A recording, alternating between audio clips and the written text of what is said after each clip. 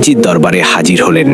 নবীজি তাকে দেখে হাসি মুখে বললেন, হে আল্লাহর বান্দা, তোমার উপর আল্লাহ অসম্ভব খুশি হয়েছেন। সাহাবী অবাক হয়ে বললেন, ইয়া রাসূলুল্লাহ, আমি তো বিশেষ কোনো ইবাদত করিনি, তাহলে আল্লাহ কেন এত খুশি হলেন? নবীজি জিজ্ঞেস করলেন, বলো তো, তুমি এমন কি কাজ করো যেটা আল্লাহ পছন্দ করেছেন? সাহাবী বললেন, ইয়া রাসূলুল্লাহ, তেমন কিছু তো করি না, তবে হ্যাঁ, একটা ঘটনার কথা মনে পড়ছে। তিনি বলতে লাগলেন, একদিন আমার দুটো উট হারিয়ে গিয়েছিল। খুঁজতে খুঁজতে অনেক দূরে চলে যাই, গিয়ে দেখি এক মরুর সর্দার আমার উট দুটো আটকে রেখেছে। এগুলো আমার উট, ফেরত দিন। আমি উট ফেরত চাইলাম, কিন্তু সর্দার রাজি হলো না। আমি ফিরে আসব এমন সময় শুনলাম সর্দারের স্ত্রীর সন্তান হবে। সর্দার সবাইকে বলে দিচ্ছে, যদি ছেলে হয় তবে খুশি, কিন্তু মেয়ে হলে আমি তাকে জীবন্ত কবর দেব। এই কথা শুনে আমার বুকের ভেতরটা মোচড় দিয়ে উঠল। আমি সেখানে দাঁড়িয়েই আল্লাহর কাছে দোয়া করতে লাগলাম। কিছুক্ষণ পর খবর এলো মেয়ে হয়েছে।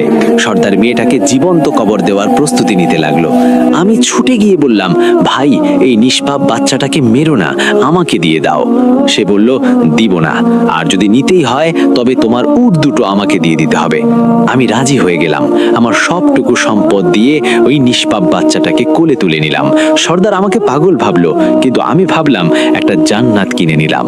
সেই ছোট্ট মেয়েটা আমার বুকে মাথা রেখে যখন হাসলো, আমার মনে হলো দুনিয়ার সব সুখ আল্লাহ আমাকে দিয়ে দিয়েছেন। তারপর থেকে এটাই আমার নেশা হয়ে গেল। আমি গ্রামে গঞ্জে ঘুরে বেড়াই, যেখানেই শুনি কেউ অভাবের কারণে বা কুসংস্কারের বশে কন্যা সন্তানকে মেরে ফেলতে চায় বা রাখতে চায় না, আমি ছুটে গিয়ে তাদের দায়িত্ব নিয়ে নিই। ইয়া রাসূলুল্লাহ, আজ আমার ঘরে এমন 300 মেয়ে আছে। আমি ওদের সবার বাবা। আমি ওদের খাওয়াই, পড়াই এবং আগলে রাখি। এই কাজ করে আমি যে শান্তি পাই তা পৃথিবীর কোনো ধনসম্পদে পাওয়া সম্ভব নয়।